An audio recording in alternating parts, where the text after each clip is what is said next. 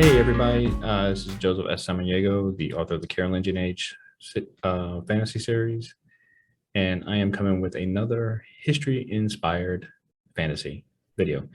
Have you ever thought about the keeps and the different castles that existed in history and how they relate to fantasy? Well, if you've ever been curious about that, then watch here. So what you see here is a example of a shell keep. This is something that you would have seen in England a lot and in other places throughout the Norman world predominantly. And this was the precursor to the Norman keep. This came after the Mont and Bailey wooden palisade style. And this is what you started to have is the shell keep. And there's a reason why it's called a shell keep. And I'm going to get into that. But this particular keep is Restormel Castle or Keep in Cornwall, England. So this is a true sense, and I'm going to show you the floor plan here in a second. Here you go, the floor plan. So as you can see, it is still on the mont here, which the Bailey would have been outside around here, which the Bailey is essentially the entry point, which would have came through here. And then you would have had your living quarters here and a chapel would have been around here, possibly over here, or even in this general direction. And here would have been your courtyard. Now, the purpose of a shell keep was, in a lot of ways, to limit the amount of space on top of the mont for a stronger stone fortification. So as you can see, this would have all been stone. However, this would have been left empty and done with wood. And this would have obviously been empty because it's a courtyard.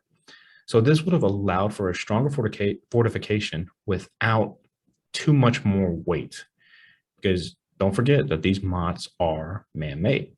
So where do we see this in fantasy genre? Well, I'm glad you asked, because I'm going to show you one close example.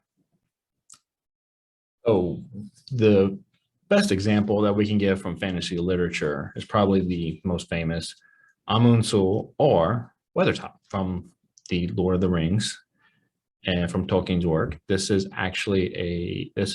image actually does come from the One Wiki to Rule Them All,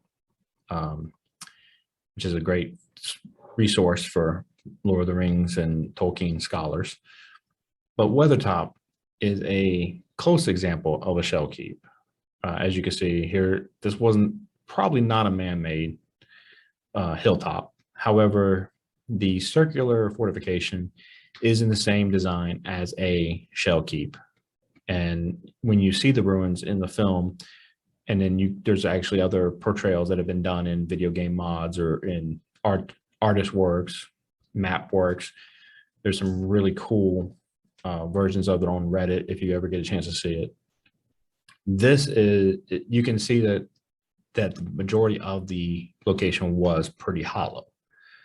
So you kind of have that real shell keep presence, and it doesn't really take a lot of imagination to think that an author from England would have portrayed a shell keep when they were so common in England. So that's actually a pretty cool little added addition. But let's look at some shell keep floor plans in something that I designed recently. I used to end in like my YouTube videos with that. And it was kind of stupid, but it's funny. This is my rendition of a shell keep. So this would be an actual working keep. Again, on the man-made mott here. A lot of Mott and Baileys who would have been, especially as they got bigger, would have been shaped a little bit more elongated. And that was really to encompass a bigger square footage lengthwise for these fortifications. So this fortification being on the mont here, and then there's another added addition here. You're kind of walking up the stairs. Again, it's a defensive thing. You're narrowing your pathway and you're making them walk upstairs. There would have been a gate here, probably a metal portcullis but that would have been here. You have your barracks, your larder, your kitchen. I did separate them here because there's a little bit more space now. You have more space. If you were to build a keep like this, that meant that you had more finances. You had more wealth because you could afford it. So you got your courtyard here. I just put a little cooking pot because that's where the people would have kind of come together, congregated, extra soldiers, especially if there was a siege going on. You have your kind of your dining hall, guest hall, and then here's your lord's quarters with a chapel. He has to have a chapel. Doesn't have to, but he probably did.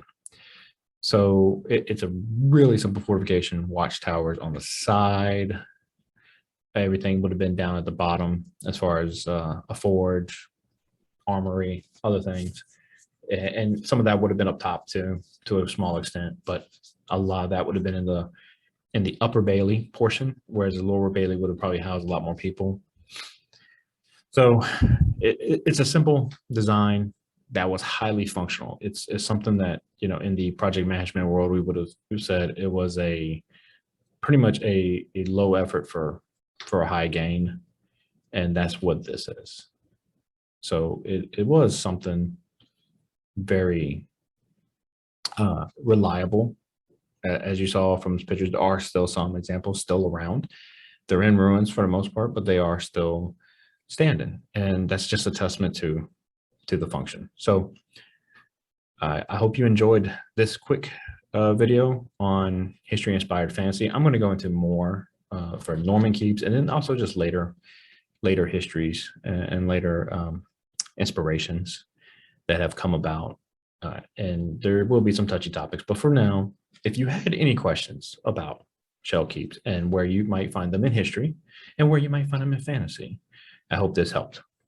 There's plenty of other resources you can look at. And like I said, I'll be posting more, but I hope to see everybody soon. So don't forget to like and subscribe, and I will see you next time.